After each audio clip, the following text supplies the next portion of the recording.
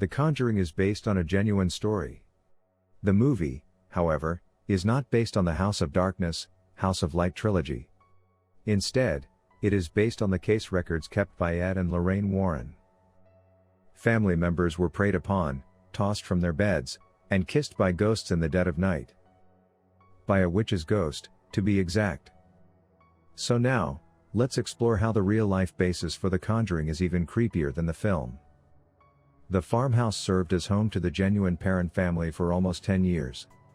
The house was bought by Roger Perron and his wife Carolyn in the winter of 1970 and is situated in the sleepy rural community of Harrisville, Rhode Island. They had plenty of room to raise their 5 kids, Andrea, Nancy, Christine, Cynthia, and April, on the 200-acre farm. In the month of June 1980, they left. The ghost of alleged witch Bathsheba Sherman is the most eerie one in the film. Bathsheba Thayer, who was born in Rhode Island in 1812, wed fellow Rhode Islander Judson Sherman, who was 1 year older, on March 10, 1844, in Thompson, Connecticut. The parents' first ghostly experience occurred soon after the relocation. The scary Conjuring episodes began as odd happenings that hardly recognized as paranormal activity, as with all hauntings and protracted paranormal experiences. Events changed. Weird noises may be heard. For an old house, it was nothing out of the norm. Cynthia Perron claimed that there were numerous minor occurrences that went unnoticed until it was too late. Sadly, the tranquility of a commonplace haunting wouldn't continue for very long.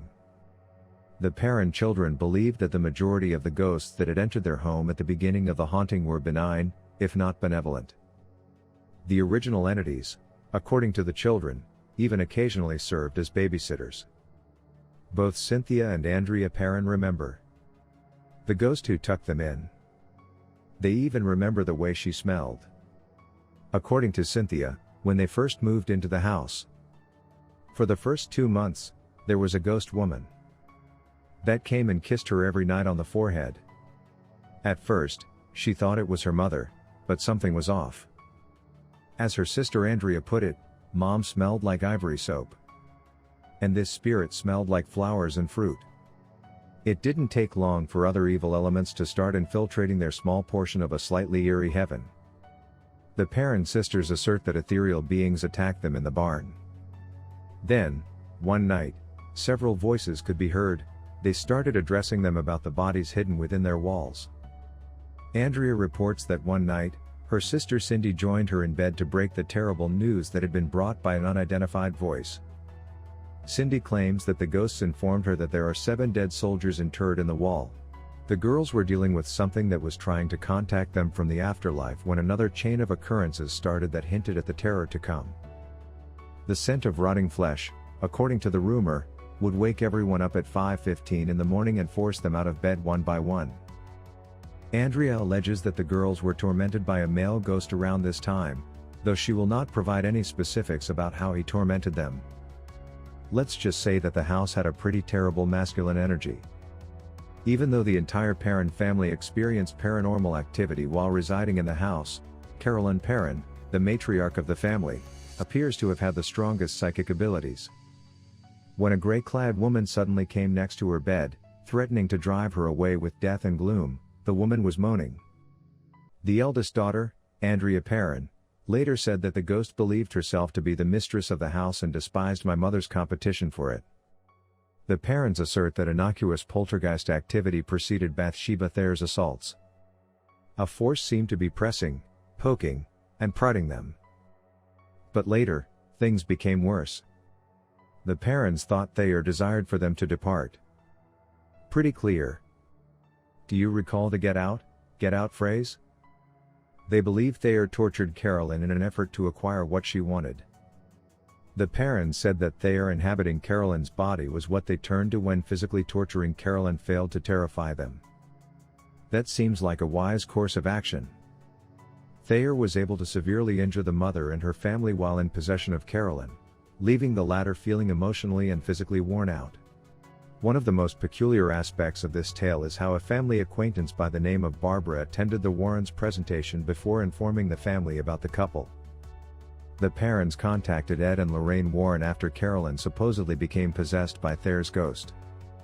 When the pair arrived to conduct their investigation, Lorraine Warren asserted that she had felt a sinister presence in the home right away. The Warrens purified the house, according to the parents, and had a seance with Carolyn in the basement.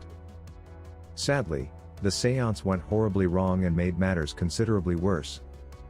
The Warrens occasionally paid the parent family a visit over the course. Yet they were never successful in fixing anything. Although Lorraine has never publicly described what took place during the seance, she has stated that what transpired in the basement deeply troubled her. The account of Lorraine is supported by Andrea Perrin. She says she sneaked down the basement to witness the seance in person and was never able to look at her mother the same way again. Andrea claims that her mother started speaking in a language that was not of this world and with a voice that was not her own. She was catapulted across the room after her chair started to hover. The Perrin family claims that Bathsheba Thayer is still haunting them. The entire family was given access to the set while The Conjuring was being filmed. They were all initially planning to go, but at the last minute Carolyn changed her mind. She insisted that she didn't want to go, but it's also not hard to think that she was hesitant to delve into the past. According to Andrea Perrin, a rogue wind carried the family over while they were being questioned, bringing down the lights, cameras, and anything else in their immediate vicinity. Despite meteorology, they all agreed it was Bathsheba's curse. The children realized their mother had broken her hip at the precise moment the unsettling wind passed over them when they got back to their rooms that evening. The moment the family entered their mother's hospital room, they assert that she sat up and said Bathsheba's curse, indicating that she did not want to be made public. Everyone who has lived in the house that we are aware of has experienced the haunting, claims Andrea Perrin. There is just local lore and legend to suggest that Bathsheba Sherman was indeed a witch. Suspicion increased when a newborn inexplicably died in her care. She had previously resided on a nearby farm in the 1800s. When the infant was checked, it was discovered that a big sewing needle had impaled the child's skull at the base, resulting in a fatal wound. Despite the fact that the town's residents thought Bathsheba had offered the child as a sacrifice to the devil, a court determined that there was insufficient proof to convict her. Even though her name had been officially cleared, the public was unconvinced. Bathsheba Sherman passed away as an old woman on May 25, 1885, around 4 years after the passing of her husband Judson Sherman in 1881, according to research we did for The Conjuring True Story. Bathsheba lived to witness the 1881 wedding of her son Herbert and his fiancée Anna, who was a farmer like his father. The most common question regarding the haunting of the Perrin family is, why stay? That is the query I have. They think that money is the solution? The family's departure was simply not financially possible. The Perrin family was finally successful in selling the home in 1980. After the papers were signed, they immediately headed for Georgia and didn't look back. As with everything else in this novel, you'll have to make up your own mind as to whether or not you think this is a compelling argument for staying in a home where ghosts possess you and maltreat your daughters. Norma Sutcliffe, the home's current owner, claims that it isn't quite as eerie as you would have heard.